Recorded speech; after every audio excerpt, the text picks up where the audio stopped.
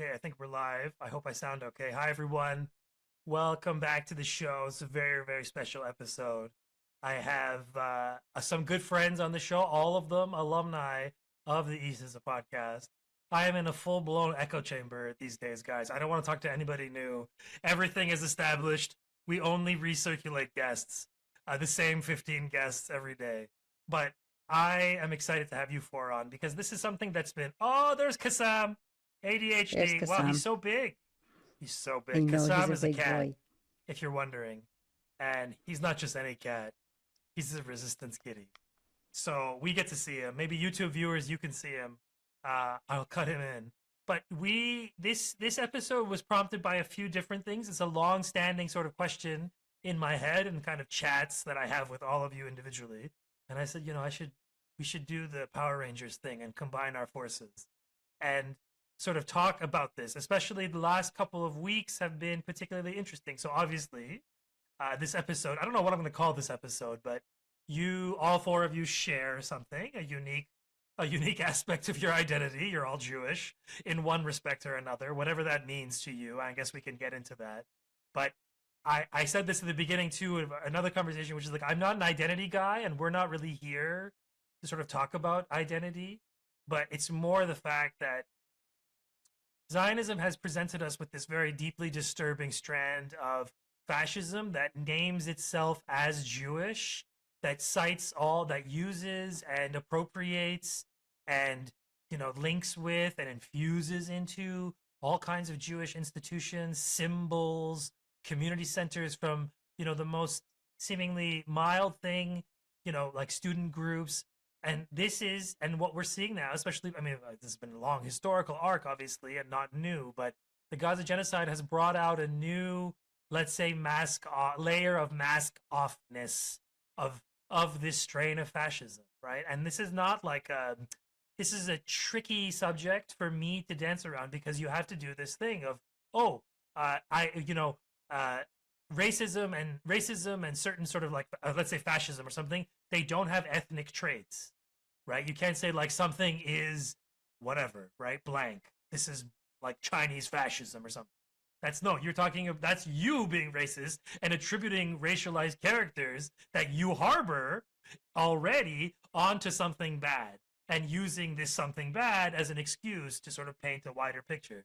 So then even then we have this problem of like, it feels weird to say Jewish fascism, but the thing is the Zionists are openly fascist now. They're okay with being fascist because fascists are in charge of the U.S. I mean, they were in charge of the U.S. before, but they were the liberal brand, and they were like, sort of, let's say, cloistered or masked or whatever. So like there was that pretense. But now with Abu Naranha and like freaks and this era, whatever we're in, there's Zionists have understandably so just said, yo, fuck it. Why are we losers? I mean, the Ukrainians do it. Nothing stops the Ukrainians from being openly fascist, and that hasn't, let's say, canceled them. So this moment now of like open fascism among Israel's biggest supporters, really makes me ask a question, which is, and something that I want to get into, which is like, what does it mean for your community to use a word hijacked by like the worst aspects of that community, by the most fascistic, reactionary, rageful, hateful, like, I don't know, revanchist in the case of Jews in their head because, we were Holocausted once, now we're getting our revenge, like that. Like, what does it mean, I would say, for like the long term, but I mean, that's something we can get into, obviously. But even in the very short term, I would be curious to say, like, what are your initial reactions to, the rise of this fascism, of this unique blend of fascism, and that names itself as Jewish? I mean, I don't know. That's not really a question. It's just I want to, let's open it up. Anyways, I didn't even introduce you guys. Sorry, guys. Everybody knows who you are by now, I hope. It's Morgan, Adam, Dror, Nora. You guys are all friends. But maybe let's start because in the order of the screen. Morgan, let's start with you. Start with me what? Oh, well, I mean, just your I mean, your general, I would say your initial thoughts Like let's talk about that video we saw, right? We saw the video. I'll play it here.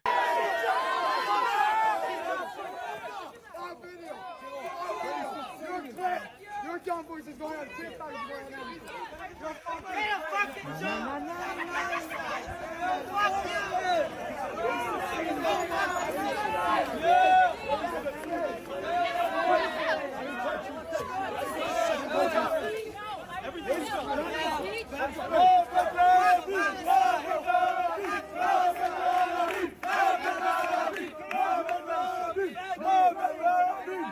Last night, it was less than 24 hours ago. It's like, if it were any other normal circumstances, a video like that would be played on loop for days on end, especially in the liberal media class. But it's not going to get any play. It's just going to continue. Nothing will happen. But essentially, it was a group of, presumably Zionist Jews who surrounded this woman and a cop, incidentally, an NYPD cop. Yeah. And they're chanting like Mavet Ha'aravim. Yeah, and they were saying death to the chanting death to the Arabs, death to the Arabs. And I was like, are any of the people in this scene Arab? Like, is that woman didn't look Arab? Neither did the cop. And I was like, who are you guys talking to? But like, aside from like just the absurdity of it, is that this is like a real, like, fascists are, brown shirts and fascists are openly walking the streets, and they cite their Jewish identity as their main tie. I mean, that's fucked up.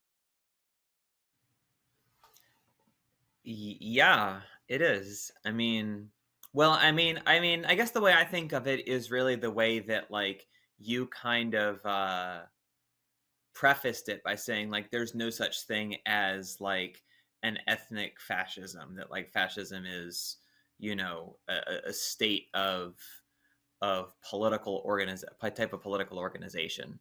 It's a stage that capitalism reaches at a certain point where it is in this position. I'm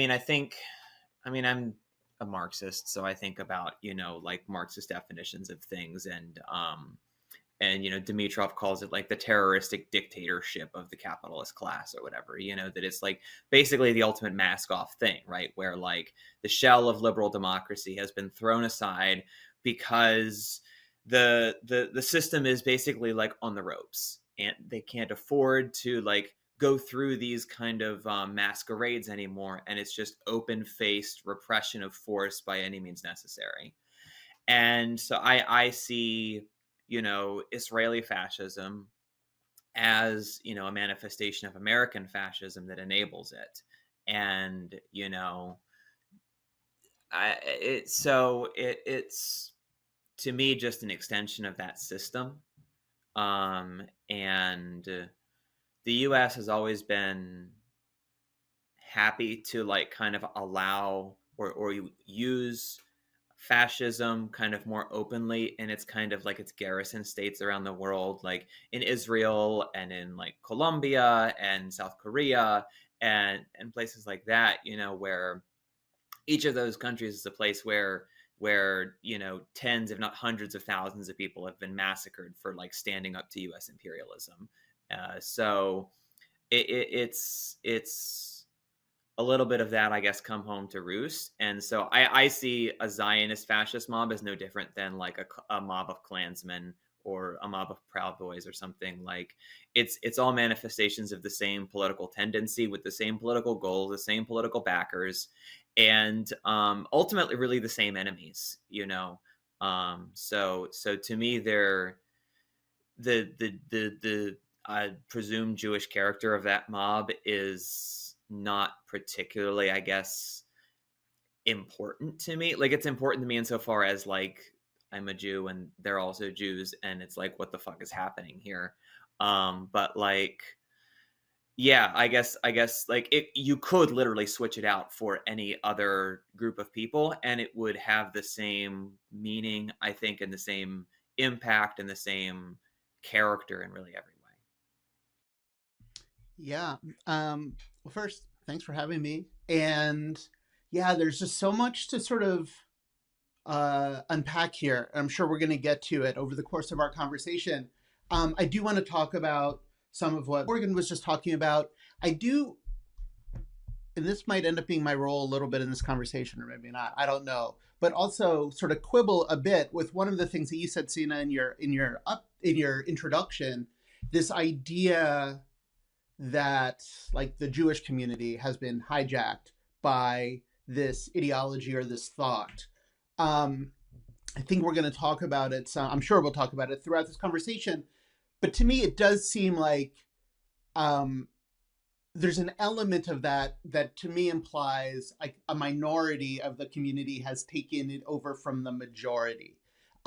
I, at least in my thinking about the American Jewish community, would disagree with that estimation. I mean, I think one of the things that we're looking at and one of the things that we're dealing with right now is a process that's been taking place over the course of my lifetime for sure, but I would say over the last 50 or 60 years of redefinitions of what it means to be Jewish, it's heavily infused with Zionism, with fascism.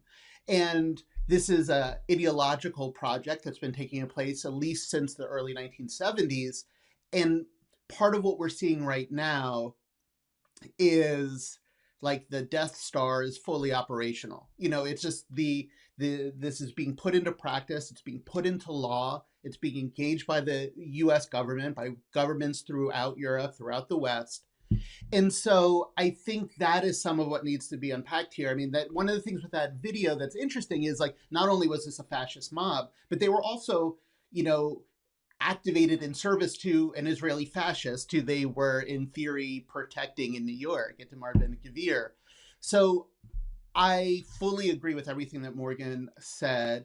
And there is an element that fascism is very comfortable in the Jewish community right now. It is a main strain. And I think one of the things that I'm interested in talking about too, and I know I had kind of raised this in our pre-discussion chat, was I do think there's an element of how anti-Semitism in particular is being used to usher in this, like, again, full-on fascistic moment here in the US and in Germany and throughout the West in a way that is confusing to people. I would say confusing to even some people on the left, but certainly to liberals, to elite liberal institutions, in a way that other attempts to do this were not confusing.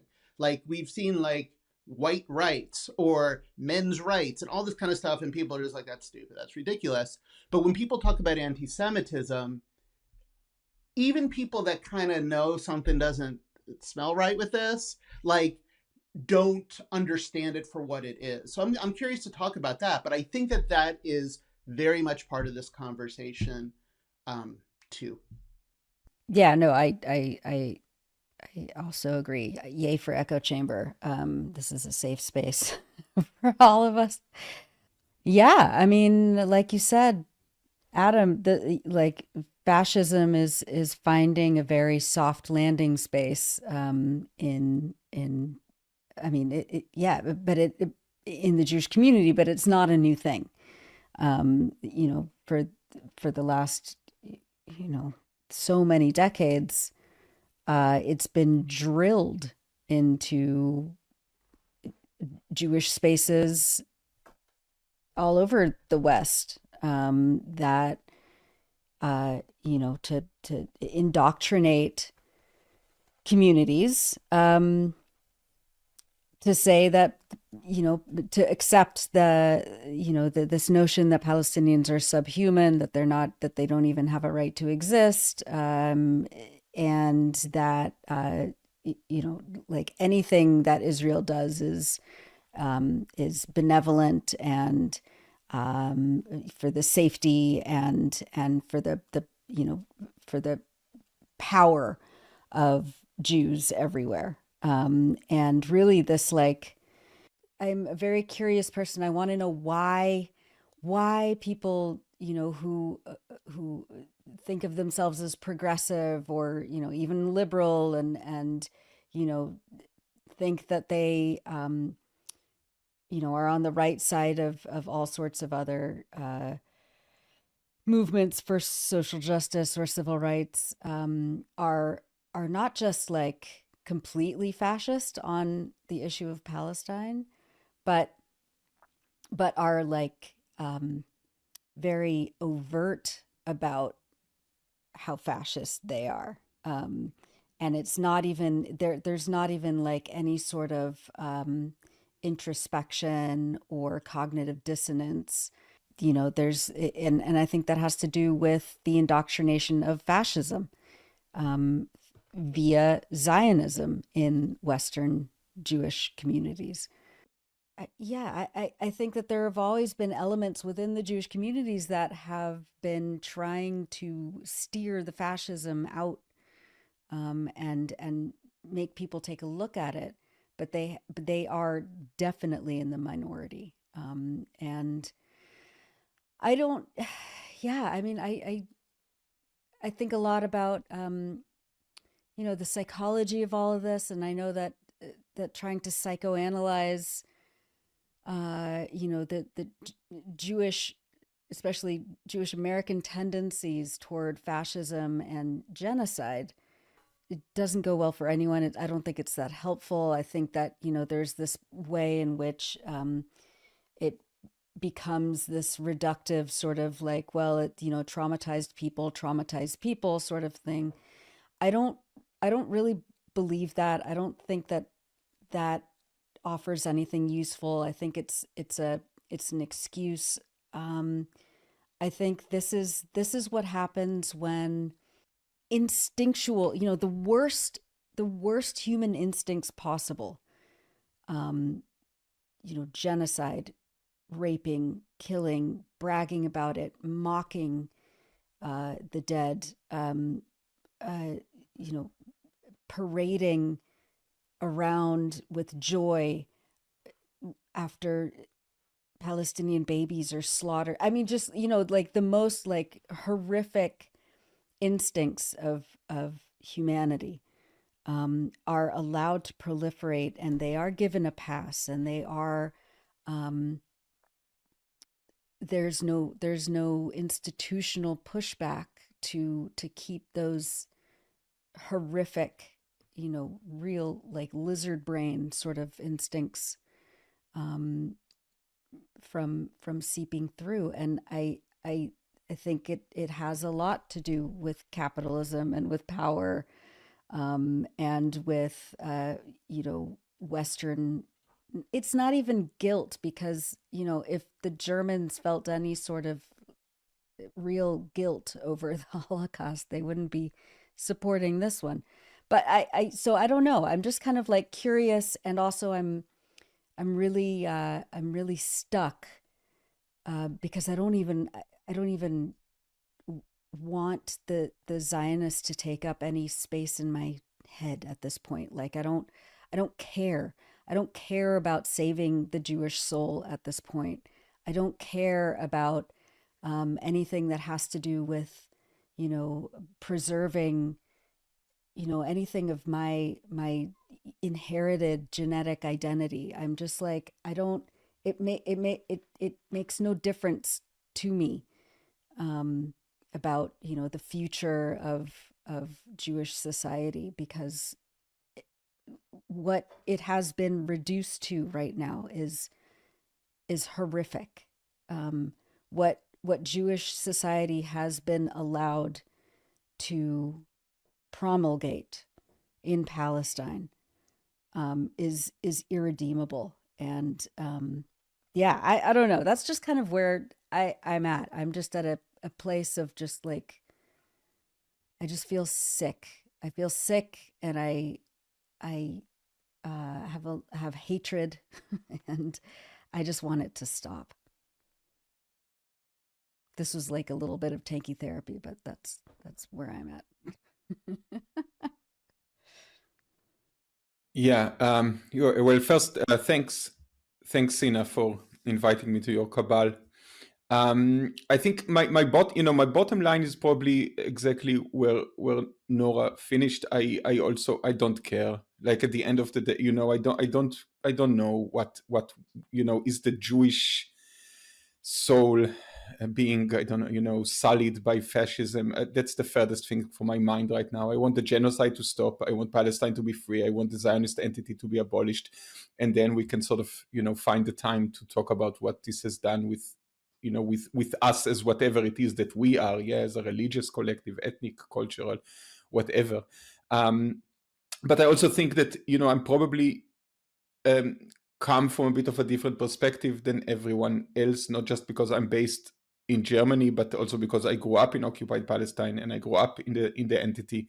And you're saying sort of death to Arabs, that was a schoolyard song for us, people, it's not and that's why I'm also, and I mean, I don't just mean this anecdotal. I think it's really a question that I don't really have a real answer to, is whether there has been a qualitative shift or a qualitative sort of change towards fascism in Zionism, or it's just like it's only quantitative and sort of jumped a bit ahead in the last years. But I'm not sure there was, those mobs. If I grew up in Jerusalem. If you look to Arab on the streets of Jerusalem on a weekend night, that would be almost the same scene.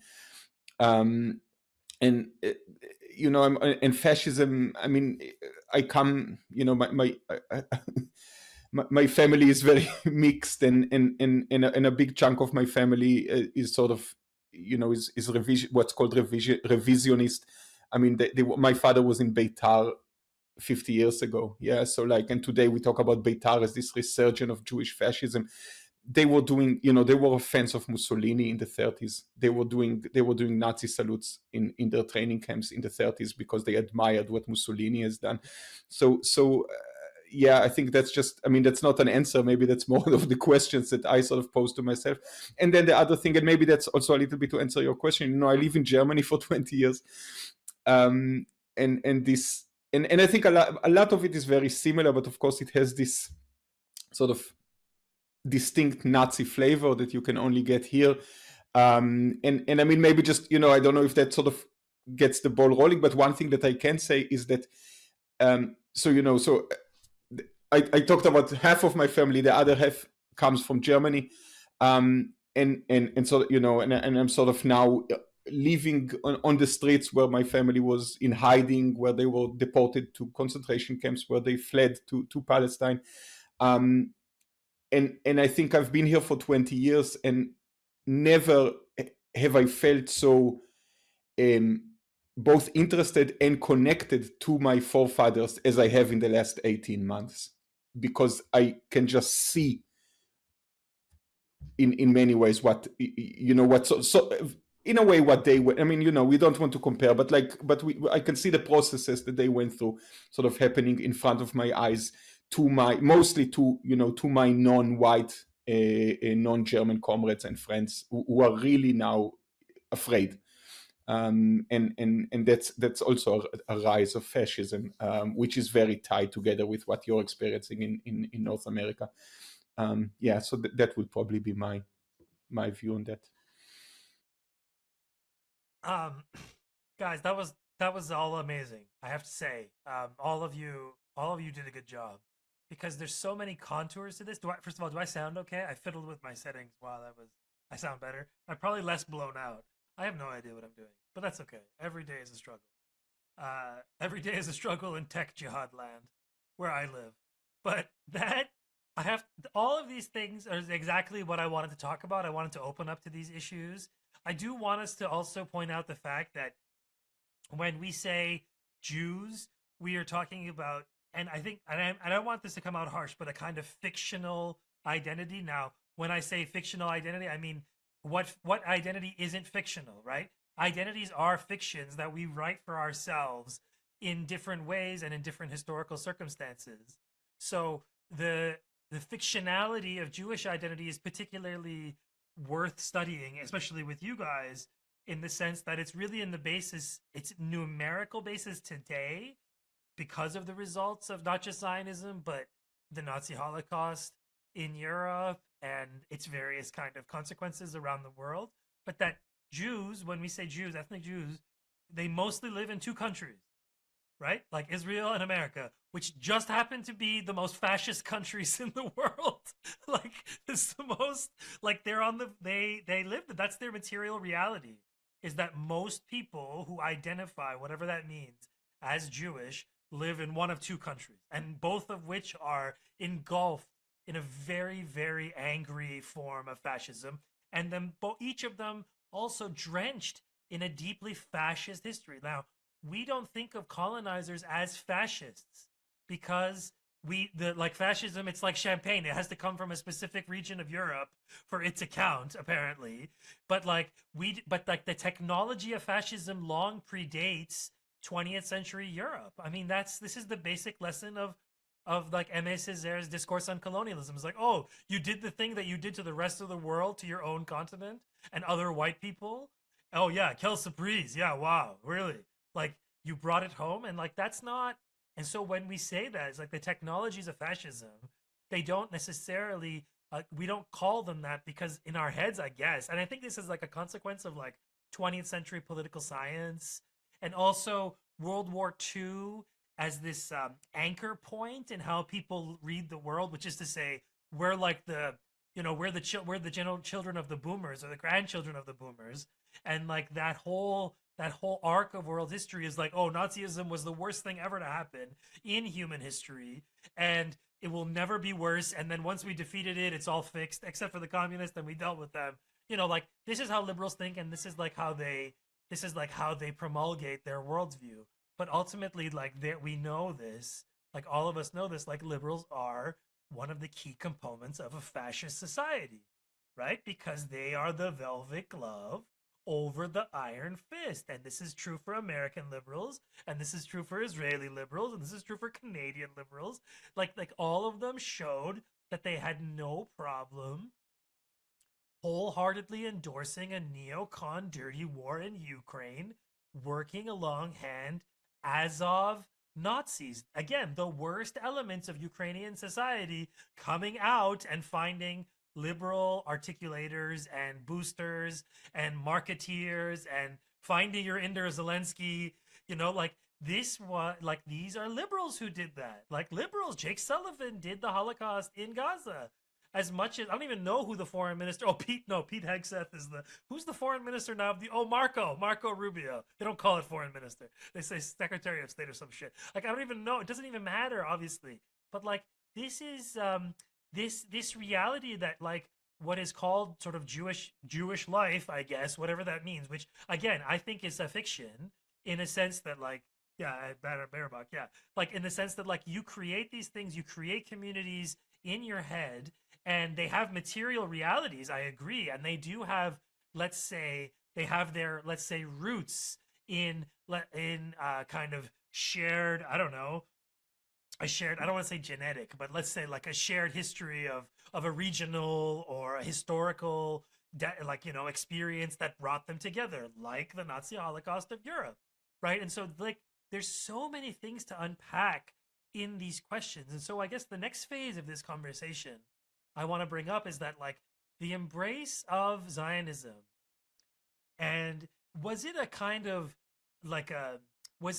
okay, if you can't beat them, we're gonna join them? Like this whole like we took our position on the outsides and this is me speaking obviously as an Ashkenazi Jew of like the 20s and the 30s. They say, oh, we live marginalized here. We live in the back alleys and they treat us like dirt, and every 10 years or so they blame us for all their problems, and they come and loot our stores and call us dirty names and whatever. And you think about that memory and how it played out in those early days of Zionists, and they said, yeah, you can leave this life and you can go to this nice place in the Eastern Mediterranean, and you get to live as superiors the way that these people treat you. And like you can see how that logic played out to some like rando 30 Zionists, and then obviously accelerated by the Nazi Holocaust. I mean, I'm rambling here, but I guess the next phase I want to take this conversation in is that then let's say, I would say, I guess the supposed ground zero of Zionism, and in the way Zionists portray it, is like the need for the Israeli Zionist state is this experience, this collective experience that Ashkenazi Jews primarily, all four of you represent that, like experienced in Europe, that was also, you know, like this brought them, that this shared experience and this shared history of a genocide, of an industrial scale genocide, that, you know, was not the first genocide in the world, but like, but very, let's say, novel in many different respects, that like stands out in our memories because of its, like, let's say, efficacy, to use like a terrible term, but also in terms of like its goal of eradicating the Jews of Europe, because there's not that many Jews of Europe now. Like, so then the ethnic cleansing and the Holocaust of the Nazis now as the anchor point for Zionist history, that's like, you see Zionists now saying, oh yeah, it's never going to happen to us again, because, and then they don't finish the sentence, which is because we're the Nazis now. Like, we're doing it, and that's the only way you can protect yourself from being Jews again. I mean, that's a wacky reading, I know, but like, it seems to me that there is this deep. I just think of Inglorious Bastards. You know, like, that's like such a Zionist movie. I don't know. I don't know what you guys make of that. I think part of the project to indoctrinate people into Zionism was portraying our ancestors who were, you know, pogromed and genocided as weak, and therefore, you know, the necessity for Zionism and the state of Israel as a project was, you know, the most, the strongest kind of, you know, pushback to that sort of weakness, to that, you know, to that very, you know, something that should have been mourned over became something to be embarrassed, or something to be, you know, almost like made fun of. You know, there's this. I mean, people have talked a lot about like the like very, like, and I would love to hear Dror's thoughts on this kind of phenomena, like the very like ultra masculine sort of presentation of, you know, young Jewish soldiers in the Israeli military, for example. You know, kind of like this, you know, transformation from the weak Jew who let things, you know, happen to him, and didn't know how to fight back, into, you know, someone who can parade around in women's lingerie, and then blow children's heads off, as like, you know, the pinnacle of masculinity, you know, protesting for the right to rape Palestinians, is peak, you know, masculinity. And that also includes the women of, you know, of the Israeli military as well. There's this very, you know, really interesting sociologically, but just kind of revolting portrayal of what feminism also is, and how that's been very weaponized, so that, yeah, even, you know, the women soldiers of Israel can kind of perform this sort of like masculine ritual of also being extremely violent and abusive, and yeah, it's this, yeah, like Morgan said, this internalized anti-Semitism, this like disparaging of our past, and performing this kind of very, very violent character of the strong Jew, or the bear Jew in Inglorious Bastards, for example. That's like the peak of what what every Jew should try and emulate or become. It's I don't know. Yeah, that's kind of that's what I've thought of, you know, in that vein. Yeah, Morgan, I want to hear what you have to say about that. Yeah, I mean, I think this is really where that like um the parallels, the parallel march toward fascism really comes from, is this, like, if you think about like Italian fascism and Nazism especially, like I think there are other fascisms that maybe this isn't so true, like in Romania, for example, had kind of a different character, but definitely in like Italy and Germany there was a very kind of like an attitude of like reclaiming you, like you said, like a masculine like virility, like we've been ground down, and like, our moment in the sun will come because we'll prove them all wrong. We'll, dust off all those things that made us weak, and we'll come out stronger than ever, and they'll be forced to respect us. And that's the only way that it can ever happen. We could never have any other type of interaction with other humans who are different, different nationalities, different ethnicities, whatever, different religions. This is the only way. And so it's such a negative, view of humanity. Like it just totally accepts that like ruling class, bigoted, imperialist like logic about the world. And I think that's kind of its big failing, um and like from the beginning, like Jewish Zionism, and I say Jewish Zionism because I think a part of this conversation also has to be about Christian Zionism, because Christian Zionism is older than Jewish Zionism, and I don't totally understand like how the one kind of becomes a part of the other. I know that it does at some point, that there's like a weird like Protestant like thing that happens going back centuries. But anyway, suffice to say, like there's like really the way you were just describing it, Nora, that with like, we're going to reclaim this virility and show them, and it is the kind of the same logic of fascism.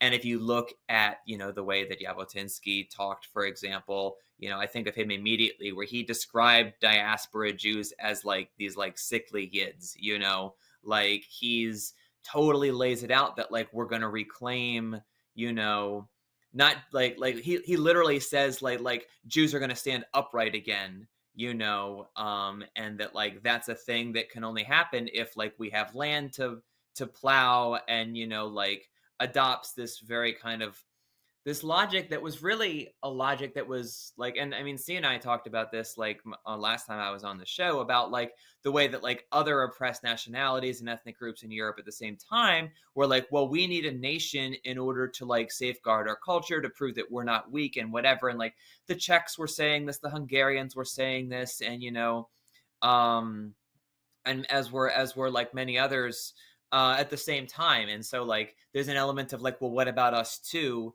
to European Jews, especially in like Central and Eastern Europe, where there was this very kind of drastic separation of them from people around them.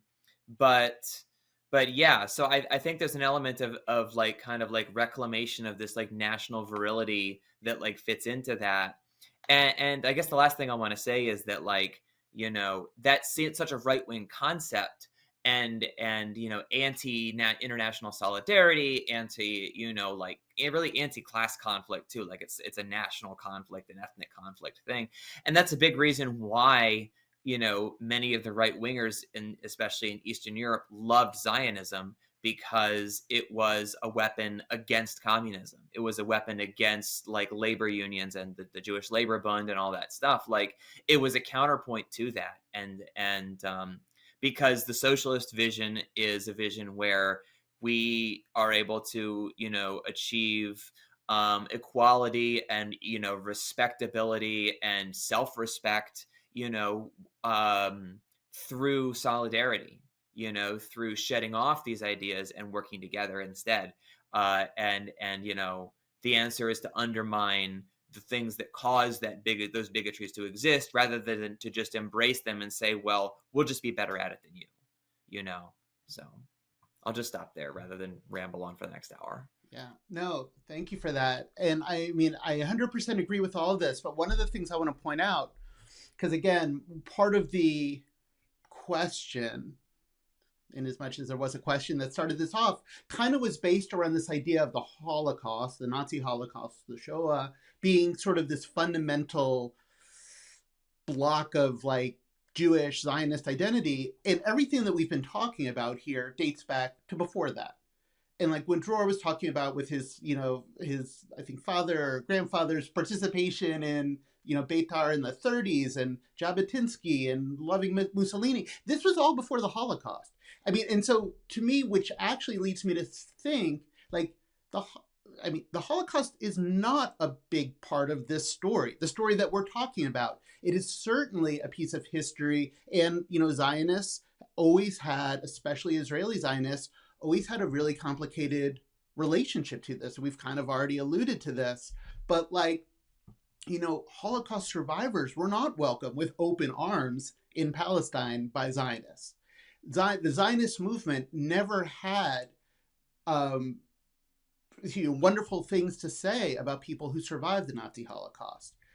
And so I think there's this interesting element where I think, in terms of in as much as like an American or, North American Jewish identity has really been based around Zionism and the Holocaust, I don't know if that has been as true in other places. And I mean, we could only get so far sort of imagining alternative histories, but I think there's a very real argument that if the Holocaust had not happened, I don't know how different the historical timeline would look when it comes to the Zionist movement, the creation of Zionist entity in Palestine, and all these kind of things. And even now, when like Israeli political leader like Ben-Gvir or Netanyahu or any of them say, never again, that's not even necessarily a reference to the Nazi Holocaust. It's a reference to never again will we be powerless in the world or something like that. Never again will we like not have like the national rights to protect ourselves with the nuclear weapons we won't talk about. I do think that, I mean, there's clearly stuff to say about the Nazi Holocaust and where it fits into this picture, but I don't think, I mean, it's something that has certainly been exploited politically, and we all know that whenever an international politician visits, the Israeli government, they force them to go to Yad Vashem. But ultimately, I don't think any of this, especially like within Zionism, is hinging on that historical experience at all. Yeah, I mean, I agree, and I think the couple of things I have to say, they connect exactly to what Adam said. But I think again, we keep coming back to Jabotinsky, and I think there were elements in Zionist history that you can sort of argue about whether they're sort of more anecdotal, more fringe, this and that. But Jabotinsky is not one of them. Yeah, Jabotinsky and the revisionist movement, the Herut movement, those are the ideological forefathers not only of the Likud party and of today, but also of Ben-Gvir and Smotrich. Very, very, out front. So if we want to understand Zionist, the hegemony in the Zionist movement today, that's the number one place to go to, and that's very. And his writing are very clear, and his positions are very, very clear. So I think that's something that's really important to say. And I think, I agree. There's absolutely no doubt that Israeli society has always been, the term toxic masculinity can't even start covering that. And that, of course, as the contradictions sort of become more and more extreme, this has become more extreme as well. But you needed this masculinity to build a settler colonial society. You need, if you're going to sort of rob land then work it, build your wall and your watchtower, and build and steal your orange groves and all of that. That has to be, you can't, those can't be some Torah studying boys from a yeshiva in East Europe. You have to sort of introduce this masculine idea. And I think, and I agree very much with what Adam said. I think after 45, this was sort of introduced through the threat, through the memory of the Holocaust. Never will we be weak again. Never will we go like sheep to the slaughter. But the settling of Palestine didn't start in 45. Yeah, kibbutzim were founded before, the moshavim were founded before. So all of this sort of ethos of the Zionist masculinity was there way before. So we need to be careful not to be revisionist about it. It's not all the Holocaust. I totally agree with that. And I think in that sense, never again was never meant to be universal. No one claimed it's universal. It's not, I think that's sort of the interpretation of progressives from outside, but never again was always very clear, never again to us, that's it.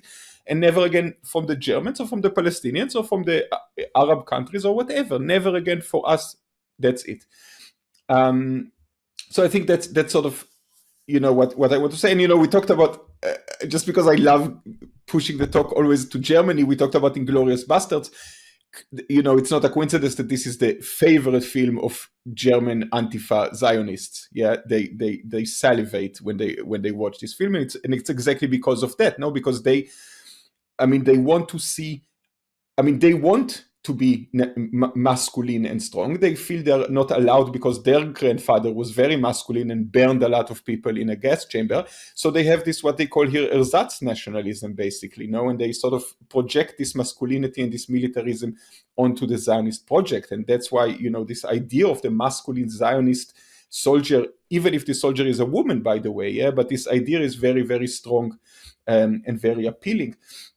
And maybe just one last point, because we were talking about this internalized anti-Semitism, and I think maybe just one point, a couple of days ago, Sina, you shared this video of this guy sort of getting annoyed at Orthodox religious Jews in occupied Palestine because they were not standing for the moment of silence for the Holocaust. And he was like, oh, I've done so many reserve days in Gaza and they are not even standing for that.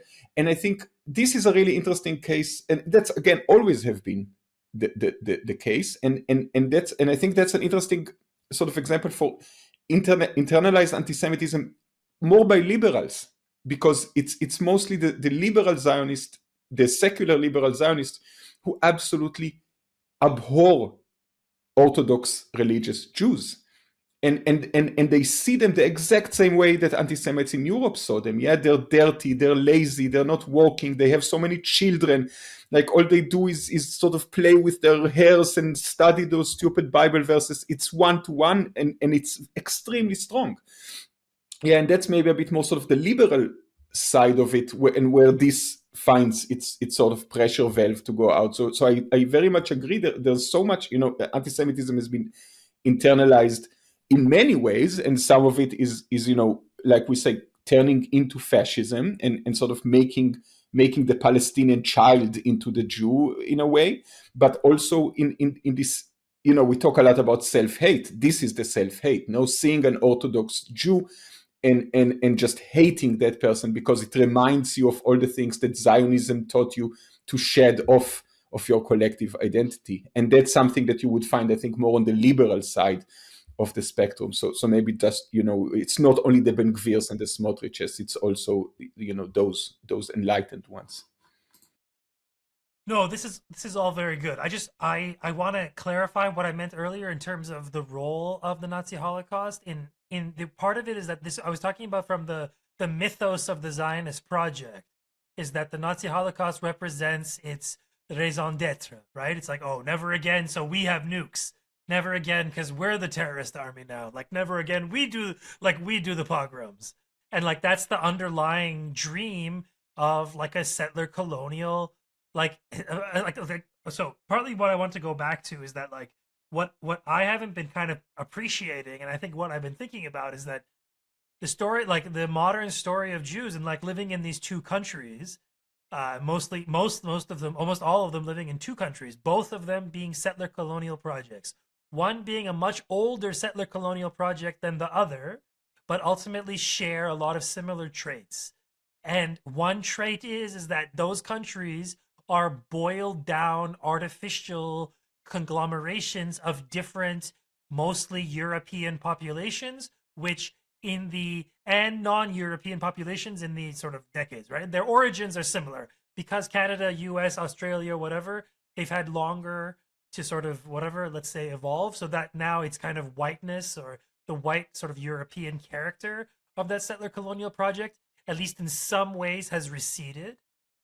That racialized project of of cleansing the land of the native has taken on, like, obviously it's a much longer story in the US that requires you to sit down and think about the incorporation of Italians, Irish, whatever, like all kinds of characters who in the history of what's called whiteness were considered outside, who then got internalized because they helped play a role in colonization, right? Like that's part of the story of settler colonial history, is that, oh, come, all you trash from around the world, come, here's a nice place for you to live in, and you can feel like you're connected to something, which is the conquest of this land. And so, like, that's something that I'm thinking about now out loud, is that I'm realizing that, like, most Jews are part of these, let's say, deracinated core of people in the world. It's not the majority of the world's population, but it's a large number. It's a good chunk of them. I guess I have to sit down and do it, which is to say, people who have left their places of origin, whatever you want to say, relatively recently in the last 2 or 3 generations, to then take up life in a settler colonial entity that is defined primarily by its being a sort of overwriting of indigenous people on that land, right? So we know the countries in question. We all live in one of them, at least. Except not you, Dror. You live in Germany, which I guess is a different story in all of this. But like, I mean, so I'm thinking now, realizes like, oh wow, that's part of the story here, is that like, and that's part of one of the backgrounds of all these wars that precede settler colonization projects, is that you have to shake people out of their land and push them out and make them do a crazy thing, which is move halfway a world away with no family, no people, just go and build someplace, like more than likely die, like maybe en route or maybe when you get there, and like do this perilous journey. And so like that is not like it sounds, I guess to a certain kind of person, it sounds romantic, but like that quickly gets old. And so something else is behind it. And I can't help but get the vibe that like the story of Zionism is that, oh, you get to be racist now. Like you get to be the racist one. You get to be racialized as the majority. You get to show yourself, because in effect, like these were people coming from various sort of corners of whiteness to various degrees. And another thing that I'll throw in here at this time too is that we're also missing part of the story here, which is the Soviet Union's demise and what that did to Zionism. Dror, you and I talked about this in our episode a bit, but like that's kind of the third story here. And actually modern day Zionism, like that, like now Israel is more riven. The Zionist like project is more riven by internal contradictions because of these various origins, right? You do have like secular Westoid Jews, who are like, who send their kids to, who are not, who are just, kind of, who are Zionists, but as a political project, as a political identity, but not in any ways dedicated to any kind of religion. Maybe they like give money or whatever to a local synagogue, but ultimately it's a secular nationalist project. Whereas for a lot of other, like, like those kids, I think, who were probably with the Ben Gvir, a lot of them looked Orthodox. Like they were, like they have a religious aspect to it. They have like a there is a kind of, what's the word I'm looking for? Not millenarial. It's something else, but like, that's a deeper tie than not a deeper, but like it's a different tie than say the secularist. And then there's this whole other thing of Soviet Jews, like who are coming down from the end of the Soviet Union, leaving a very bleak and dark situation of a declining Soviet state, and then the chaos of the post-Soviet states, to come to a very country with a rich, like a really lavish social net that embraces them, that whatever, at least to some degree. And so I guess maybe in this phase of the conversation, whatever, I'm just like arbitrarily deciding what the phases are. There's no phase. But I mean, it's more that like I want to open it up to think more about, and maybe Dror, you've seen this, you grew up in the entity, that like does fascism and racism unite Israelis against these contradictions and in some ways inoculate them? Because that's historically been the case in other settler colonial countries. Yeah. I mean, it's not. It's. I would say it's even. Well, at the end of the day, you can say that, of course. But I think, and again, that's sort of the things that I think in some way they are so. They're so normalized that they become fully transparent. That's not even like clearly this is the social glue. This is the social cohesive. I mean, there's this. There's this film from the 70s where sort of the Jews, I think it's in Jaffa that makes it even sort of more. But like you have sort of the European Jews and the Eastern Europe and the Middle Eastern Jews, and they all sort of have their fights and whatever. And then at some point, it's a musical. So then at some point they all go out and break in song and say, we are all Jews and we all, we all love each other and we all stick together because we are Jews. And that, I mean, it's a canonical work of Zionist cinema, but that's always been the backbone. I mean, that's always the thing, and they always talked about sort of this what's it called, melting pot. No, it was always a melting pot society, and the thing that sort of the common denominator for everyone was Judaism in its Zionist sense, and of course, which means Judaism as a settler colonial ideology in the sense, no, because the land is for Jews, should be settled by Jews.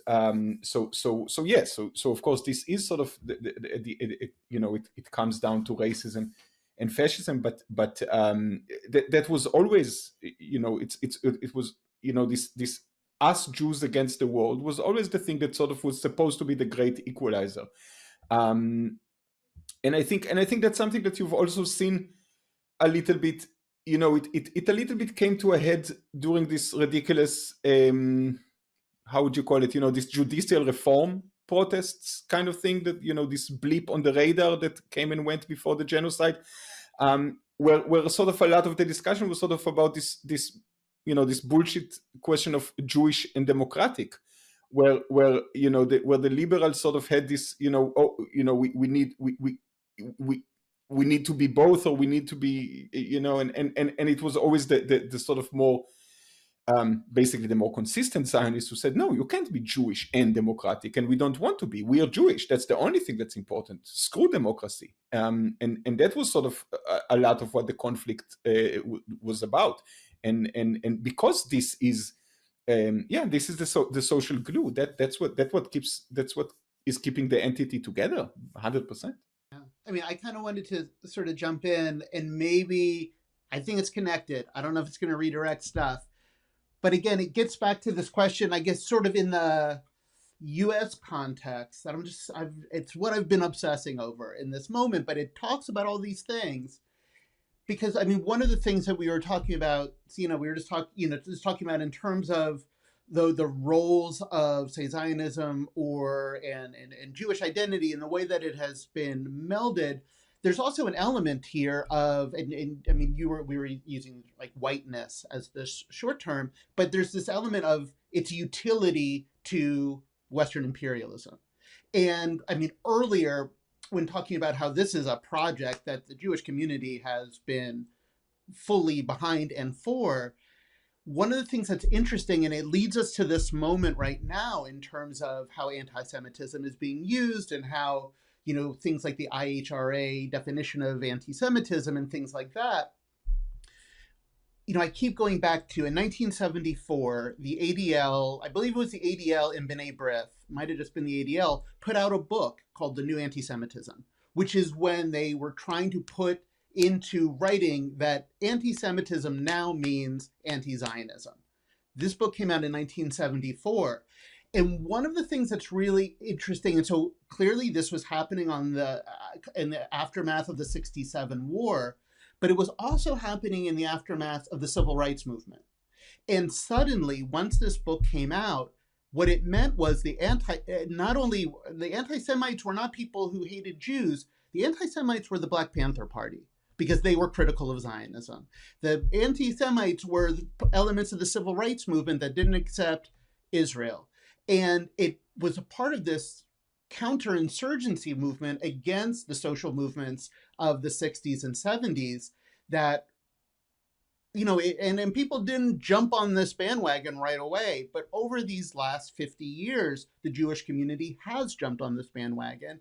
And ultimately now, one of the things we at Mondoweiss ran a story maybe 2 weeks ago looking about how, U.S. civil rights law is being used to, bring all these lawsuits against Palestine activism on campus. But when you look at the organizations who are doing it, some of them are traditional Zionist organizations. A lot of them, though, are your garden variety, just right-wing Heritage Foundation type organizations who their political goal actually is to use these civil rights lawsuits around anti-Semitism to overturn racial justice programs writ large. This has always been the history of how this has been used.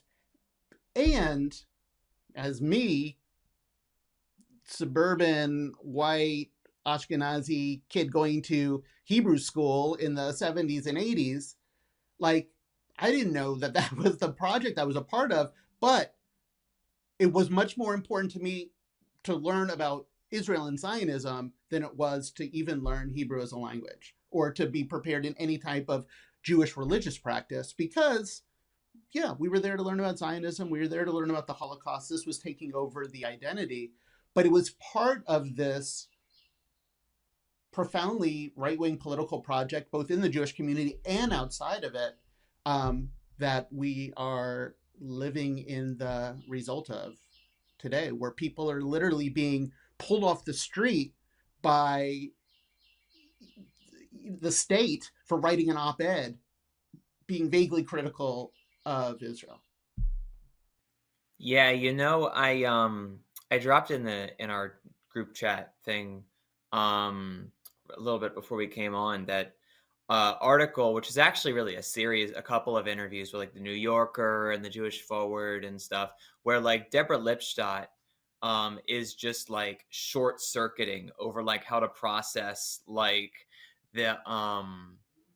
the question asked to her is basically how do you feel about, and maybe we can find this and show it on the screen or something, Sina, I don't know. The question is how do you feel about how Trump has handled anti-Semitism? And initially she's actually just but Deborah Lipstadt, of course, for people who are watching and don't know who she is, she's the head of, I think it's the presidential or White House task force on anti-Semitism or something. She's held up as this kind of supreme Jewish authority on what anti-Semitism is. She is in all kinds of documentaries about the Holocaust as this authority and crap like that. Anyway, she's asked about this, how do you feel about what Trump has done to address anti-Semitism on college campuses, which obviously isn't jack shit, because he's supporting actual Jew hatred by fascists. But what that means, but they're talking about arresting Mahmoud Khalil, right? And people like that. And she kind of is well, he's doing a good job, he did something, I think is what she says. He did something.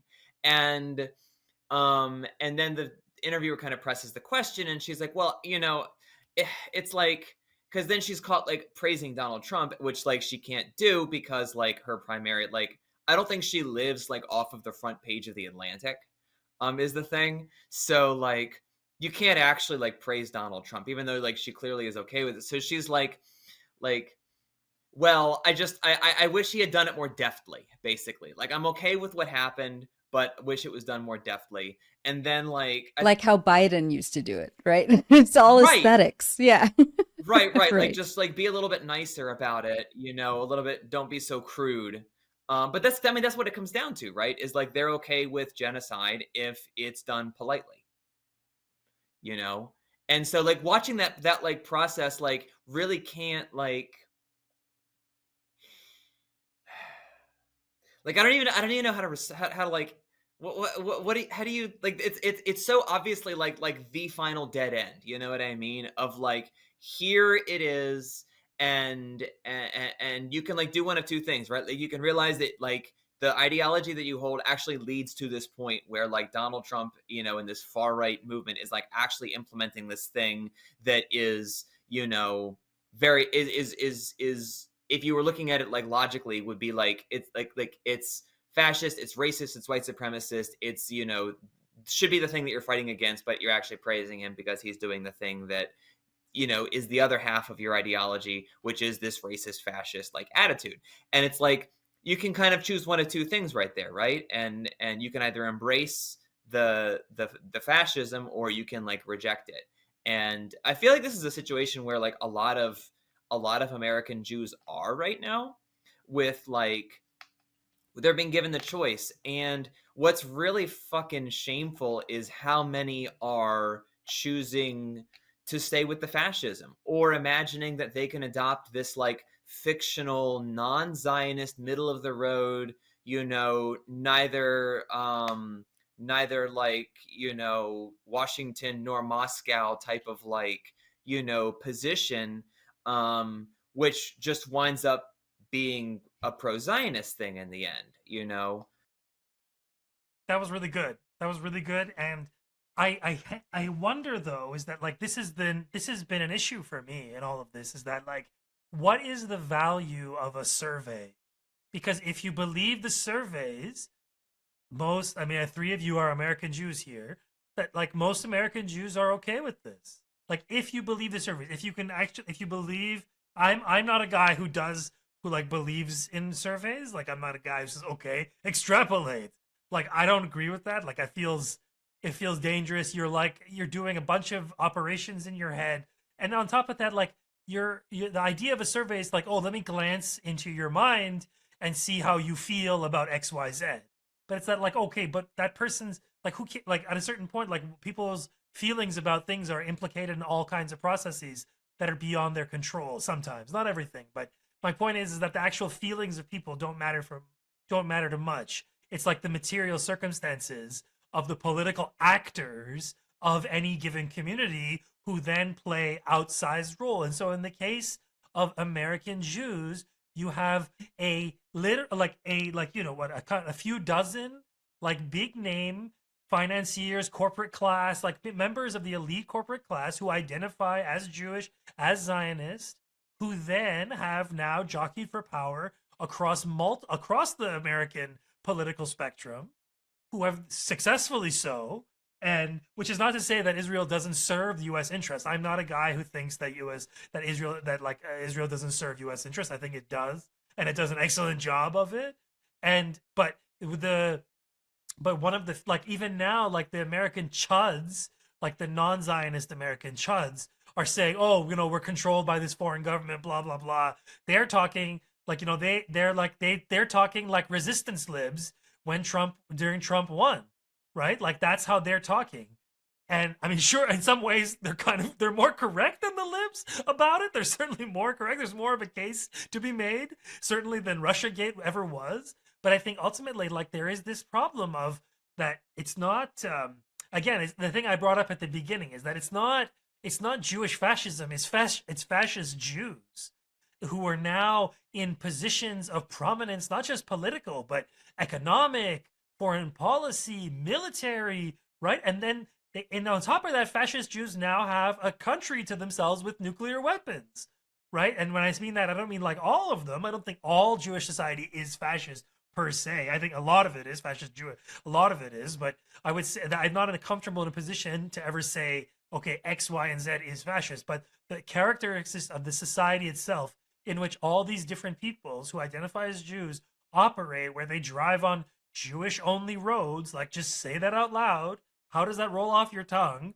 Like that's their material reality. And so, like, embracing like living in fascism, like, it's like that old German joke. It's like, oh, if there's 12 people at a table and one of them is a Nazi, there's 12 Nazis at the table because they haven't like gotten up and left and like sort of and disavowed this creation. And so, like, all right, so then if the majority of Jews are in two fascist countries, openly fascist countries, both of them in open decline, like how does that? And Morgan, we kind of talked about this at the end of our episode, and I kind of I sort of threw you an audible yet again, and I kind of threw an impossible question at you. But like, if I were a Jew and I was the kind of person who thinks about my ethnic identity, neither of which are true, um, I would say to myself, and I was an anti-Zionist Jew. I mean, I don't think I'd be a fascist Jew. I don't think so. But like, I'd be like you guys, presumably. But like, I'd say to myself, like, what's the future of this? If like if like a good chunk of my people have gone towards the worst thing you can do to other people, then what am I doing here? Like, what am I doing inside this identity? And like, I think two of you are like, I don't care. Like, I don't give a shit at all what happens, right? Like, that's probably a widespread sentiment among our generation. I feel among people who are like, I mean, we're more or less all the same age. Like this moment, like I mean, it goes without saying that like letting fascism like rule you, or like not letting, but like letting fascists take over everything around you and speaking for you, like that does harm to you, buddy. Like that does harm to you because fascists are psychos and they're suicidal at a certain level. They're suicidal and they want to destroy the world with themselves in it because they hate the world and they're afraid of the world and they can't imagine integrating the world. So they try to remake it in their image. And when they fail, they destroy everything. And so like, how will that work out? Especially as the US is really declining. I mean, the US is over. The US imperial project is over. Like it lost to China. It lost a while ago in all kinds of respects. And so like, do Zionists just think, oh, we'll stick to this? How can this go wrong? Like this is our whole thing. Like they haven't even pivoted to China or tried to. Not that they could now, the way that other countries who are dependent on the US are doing that, including the Europeans, which is crazy to see, but they can't. They need the US more than anything. They could never give up the US. They'll never. They'd be nothing. In a week, they'd be running to Ben Gurion, and they wouldn't even have the parts for like the flights or the gas to like fly out. So that's not really an option, any of this. But I do want to pose that question. I mean, we're an hour and 12 minutes in, so I am conscious of your time. But it is something that does make me wonder about the position you four are in specifically. You know, of thinking about your communities, whatever they are.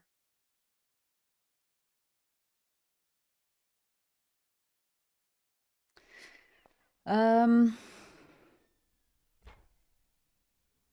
yeah, I don't know. I guess it's not something that again, like, I am Jewish by my heritage and not much else. I have some incredibly close friends who obviously have our politics, who are trying to um, to kind of create a a, a community of Jewish culture and religion and tradition, in an anti-Zionist space, and not just anti-Zionist, but like um, a very like as if Zionism didn't exist sort of space. So like not even talking about Zionism, uh, is a part of kind of like recreating Jewish identity. And I think Adam and I talked about this like a year ago, right? Like we're like, great, that's for you. That's not for me. Like I've never been religious. I, as a communist, I just, I have a lot of skepticism, around it, but that's my own personal thing and it's not for me. And, if, folks are, if that's something that's important to people, especially anti-Zionist, militant and anti-Zionist Jews, then that's great. And we need that. But at this point, it's like, it's funny. I mean, I know I've talked about my dad, on this podcast or on Taking Therapy or something, where like he's kind of a, he lifelong atheist, but came from Jewish, all of his grandparents, all of my mom's grandparents were all Orthodox rabbis, like, very, very Jewish Brooklyn tenements, came from Poland and Lithuania and all of that. My dad is also, a liberal. He used to be more radical, I guess, but maybe that was just aesthetics. And then in the last, 30, 40 years, he's become more liberal. He watches Rachel Maddow. But the other day, we were talking about something. He was like, I'm not Jewish anymore. He's like, I never had much to do with it anyway. I didn't really have any attachment to it. And all of, everything that Israel has done to Palestinians in the last 18 months has made me just repulsed by the religion. And I was like, okay.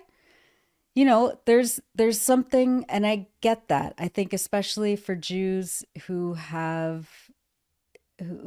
never really had a connection to, the tradition, the religion, and then seeing how Israel and Zionism, and, American Zionist institutions have now said, if you're Jewish, you have to protect Israel. You have to, fight with us against everyone else. Like you said, Dror, it's like us against the world kind of thing.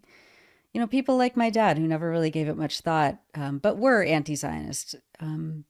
It's interesting to see how that relationship is either people like go toward, kind of reclaiming Judaism from fascist tendencies, or they just don't want anything to do with it at all. So I don't know. I think that's also maybe a generation, like, my dad's 80, but I think that's happening more and more with the younger generation too, where people are like, well, the synagogue I grew up in and Jewish summer camps I went to and, the birthright trips I went on, were indoctrination towards fascism, and I don't want anything to do with that. And if they're saying that that's what Judaism is, then we're going to reject the whole thing outright. So it's interesting. I don't know.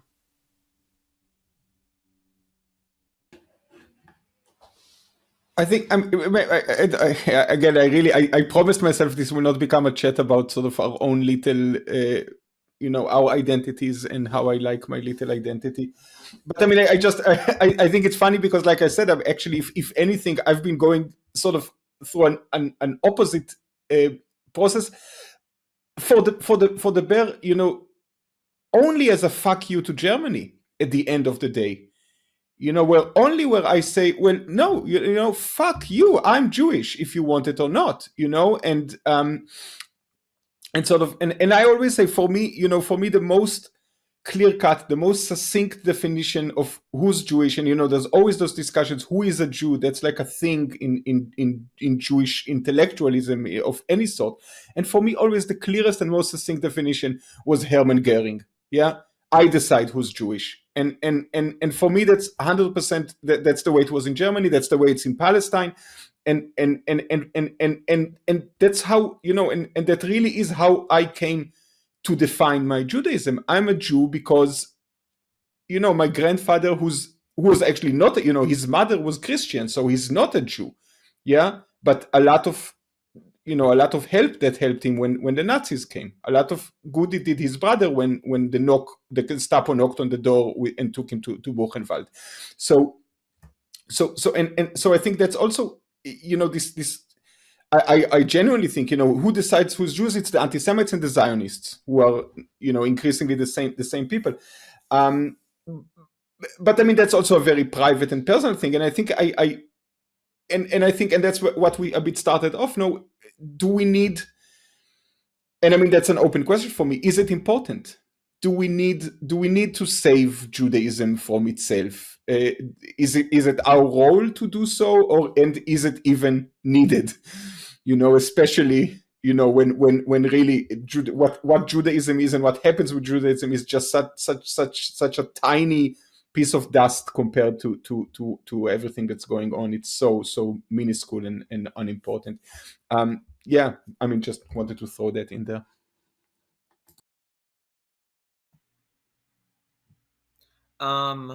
Yeah, kind of. So, I guess it's interesting because I'm kind of like maybe a counterpoint to Nora here in that like I am a religious Jew, and I attend like one of these non-Zionist synagogues, and which kind of tries to posture itself as like halfway between the two. We'll talk about Israel and Palestine and like, whatever, but like has like certain, kind of like lines like we don't take any money from the JNF, for example, like there's no, yeah, it's kind of like you said, like it's almost like pretending like Israel just doesn't exist and we're just kind of going through that. And I think there's a certain value to like asking that question of like what would this or that Jewish thing look like if Israel didn't exist, if there wasn't a Zionist movement that was like pushing a certain narrative and a certain interpretation of things. And like especially like as a historian and as like a Marxist historian, like this is an important question too, right? Is like, and maybe this kind of folds into our larger question about the Holocaust and like the politics of memory, is like I always think about like Eric Hobsbawm used to, he kind of basically said that like it's the duty of a historian to like know what really like the way that it really happened so that we can push back against like all the ways that like it's like bullshit is weaponized like for like evil ends basically. And so like that's kind of the way that I kind of engage with like Zionist mythology and Jewish history and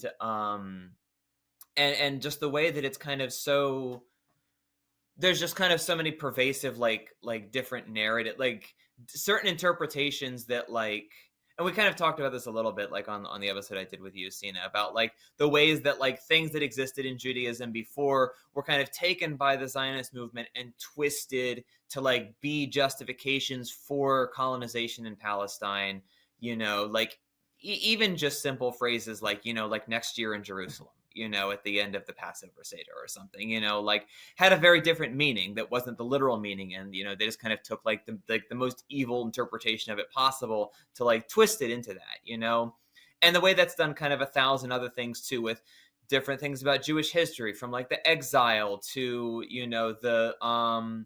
the way that we remember,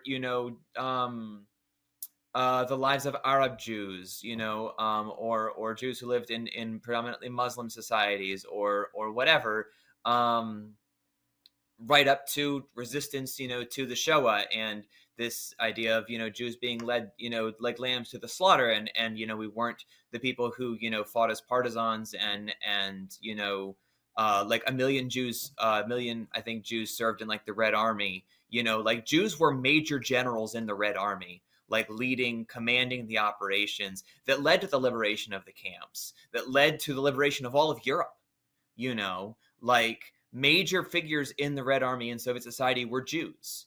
And that's somehow not a part of our history. So there's like this battle going on there, which is a type of class, fight too. It's a class-based political fight that is also kind of happening in this fight over like the narrative, over like what is the way that Jews understand our history and whatever. So it's like, and it's so pervasive in that like a lot of people who consider themselves to be non-Zionist or anti-Zionist Jews will just kind of repeat just kind of basic things that are just not true and are just kind of, it's the Zionist version of history, but they don't realize that it's the Zionist version of history. And like the one example that I think of immediately that just grinds my gears so much is the story of the exile, and the idea that like, all Jews were literally scooped up by the Romans and thrown out of Palestine and, didn't go back for 1900 years, and this is just a lie.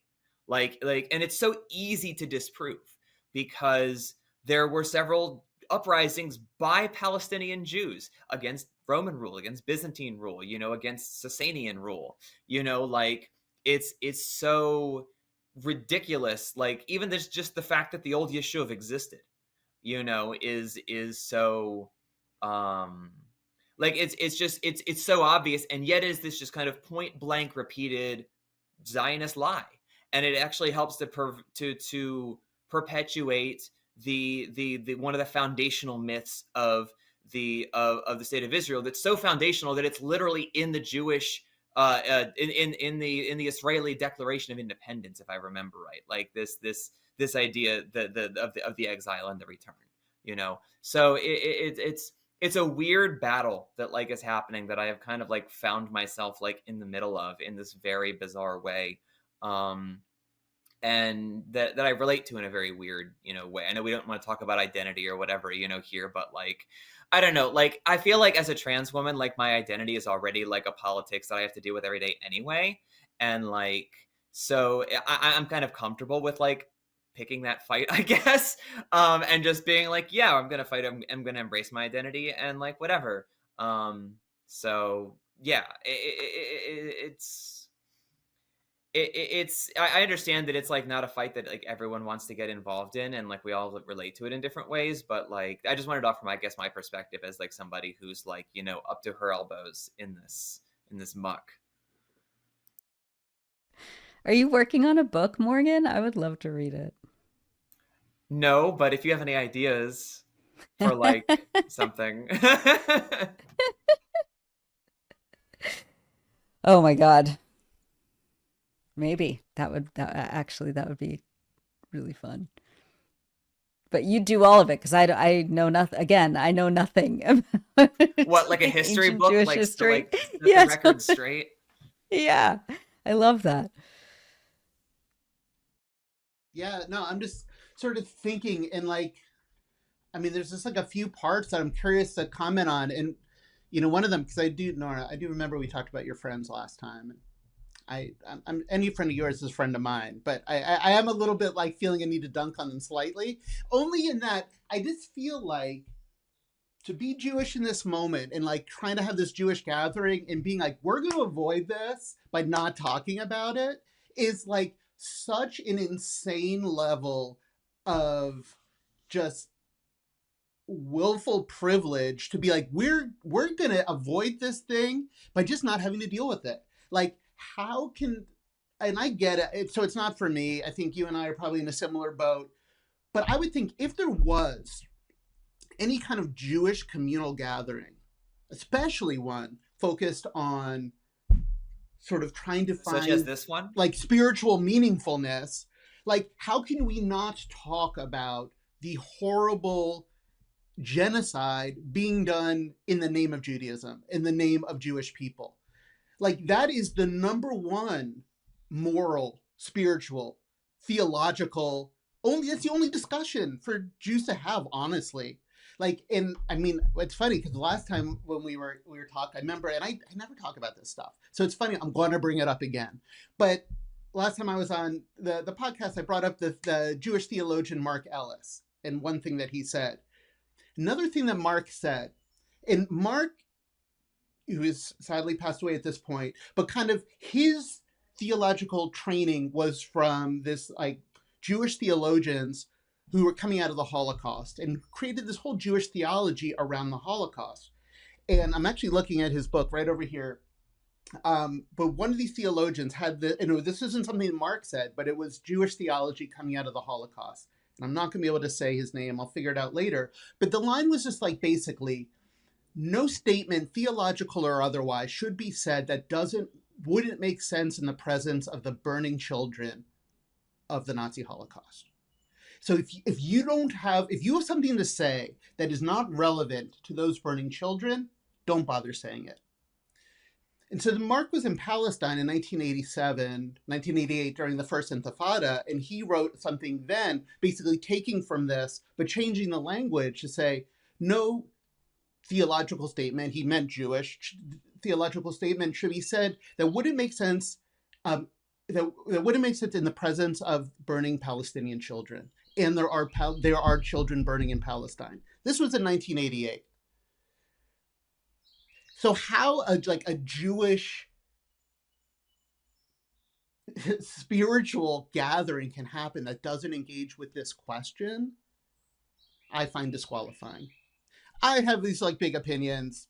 I don't go to anything. So like, but just to say, like, I feel the need to say that because it is this, and I think this is a generational project. I think it's going to take generation or generations for the Jewish community to begin to engage in these questions, but we will, or we should. But the thing I really wanted to say though, and like when we kind of come to this identity, and again, like Nora, like what you said about your dad, but all of this stuff, I do think there is this still this like secular, and so like the bones I really like to pick are with like Jewish liberals and the Jewish left, because it's this thing that happens, and like what you were saying, Morgan, the thing that really grinds your gears. The thing that really grinds my gears is like even like everyone knows Zionism is stupid. I'm anti-Zionist or non-Zionist. But the other element of Jewish identity is around this question of anti-Semitism. And there's these voices on the Jewish left who are just like, yes, anti-Semitism is being used by the Trump administration, but we really do need to take this serious. But anti-Semitism is on the rise and all this kind of stuff.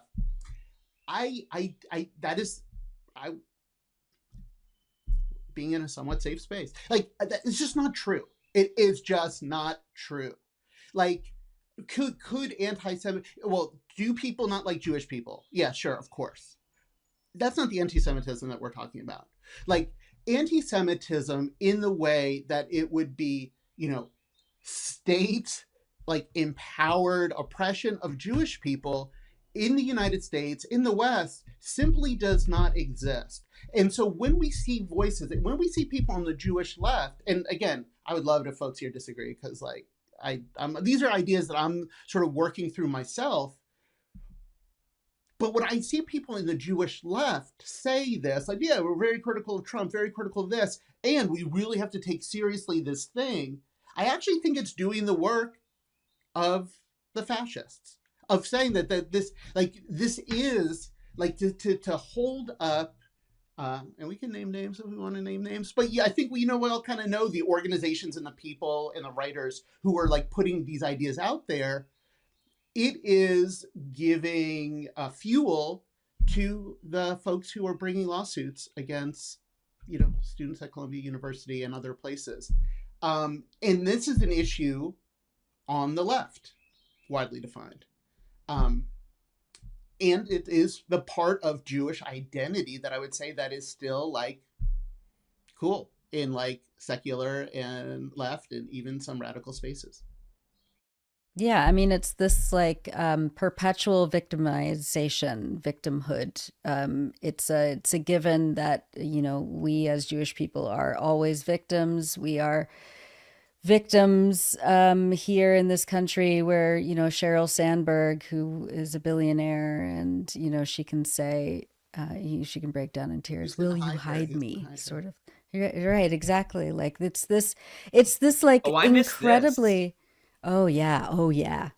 In her new film, October 8th. Well, yeah. October 8th. Yeah. Oh, that's why I have just like blocked that out. Like it was all over Twitter. Where like all these really, really fantastic ways that people were dunking on her, like because she's talking about, through tears, I was asking my Jewish friend, if it came down to it, would you hide me?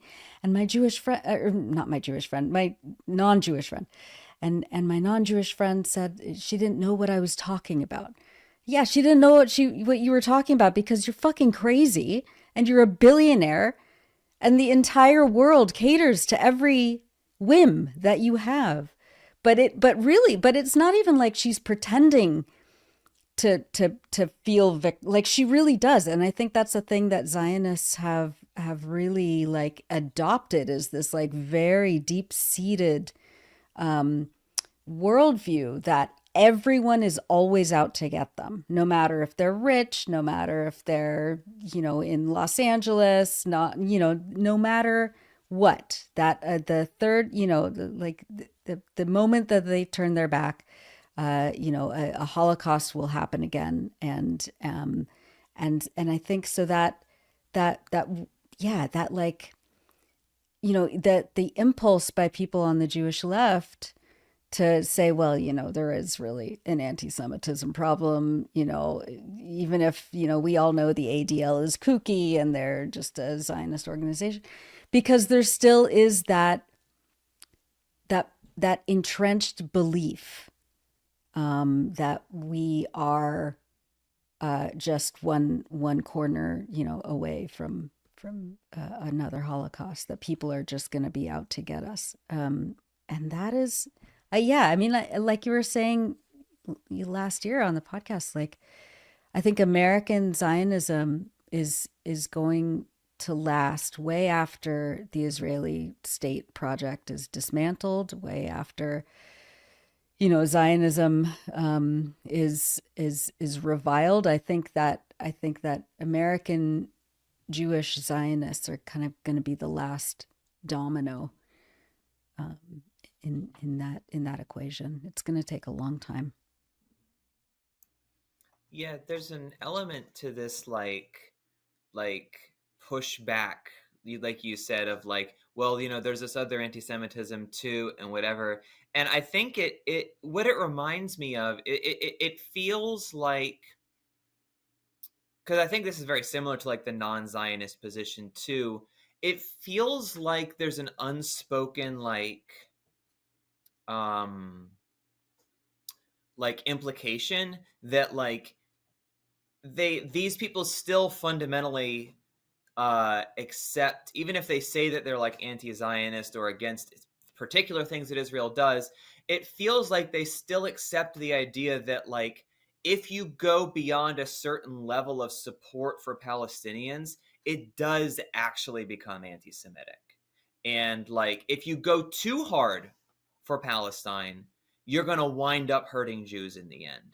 And like we just have to say on its face, like, just that is fundamentally untrue. Like there is no world where fighting for the freedom of Palestinians results in like the oppression of Jews. Like it's an insane idea. It's a racist idea, and it's one that like it's kind of like you said, like it feels like we just can't let go of this like idea of like the victimization of Jews, and like this idea that it's like a fundamental like attribute of Jewishness is that we are victims, which is a Zionist idea, because it erases huge parts of Jewish history, and it reframes things in this horrible way. And it's and to kind of like loop it back, I guess, a little bit, like we were originally going to talk about like Norman Finkelstein's book, like is like remember that is like that's kind of a thing that he is like kind of addressing in that book is the idea that like this is an underpinning myth, and pulls out a couple of examples of that. And really like one of those is like this book, I can't remember the name of the guy who wrote it, like Hitler's Willing Executioners, that like it was yeah, like it's very like Sonderweg. Do you guys know this expression, like the special path? So it's this theory in like German historiography that like Germany had this special path, Germany had this special path of like being uniquely destined for militarism, authoritarianism, and then like by implication also like anti-Semitism. Like basically like Hitler, the Third Reich, the Shoah was all inevitable like from the moment that like the German people were created, basically. That it's like this fundamental thing. And it really plays into like the Zionist mythology in a big way, I think, in like trying to explain like, well, why did the Shoah happen? Like why did the Holocaust happen? And like yeah, I just lost my train of thought completely. I'll just Don't worry. I know Dror wants to say something. Dror, you go ahead. That was great, Morgan.